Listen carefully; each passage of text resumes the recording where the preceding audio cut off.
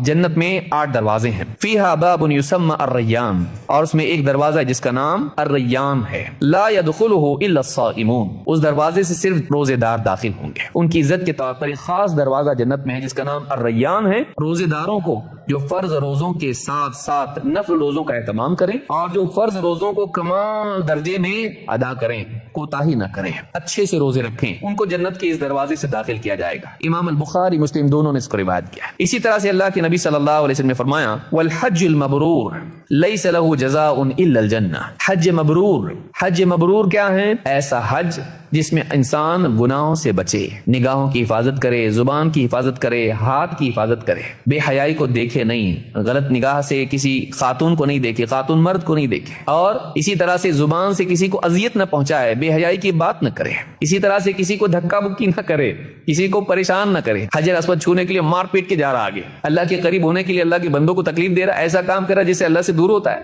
نہیں، کسی کو تکلیف نہ دے. تو ایسا حج جو پوری نیکیوں والا ہو اور گناہوں سے بچا کے ہو، کہا لیس لہ جزاء الا الجنہ، اللہ کے پاس اس کے لیے جنت کے سوا اور کوئی بدلہ نہیں ہے. یعنی جنت سے کم تر چیز نہیں دے گا اللہ اس کو جنت ہی دے گا اللہ تعالیٰ. اتنا اعلیٰ عمل تو نے کیا ہے کہ اس کے بدلے میں اور کچھ نہیں ہو سکتا ہے، سب سے اعلیٰ چیز ہی ہو سکتی ہے اور وہ جنت سے. تو آپ دیکھیں نماز، وضو اور اسی طرح سے روزہ اور اسی طرح سے حج، یہ ساری عبادات ہیں، عبادات راستہ ہیں انسان کے لیے اللہ کے قرب پانے کا اور جنت میں مقام پانے کا. مزید باتیں انشاءاللہ ہم عشاء کی نماز کے بعد دیکھیں گے. آپ ابھی نماز سے فارغ ہوں، اس کے بعد دوبارہ تشریف لائیں، بقیہ باتیں اس کے بعد ہم دیکھیں گے. اللہ رب العالمین ہم سب کے آنے کو قبول فرمائے.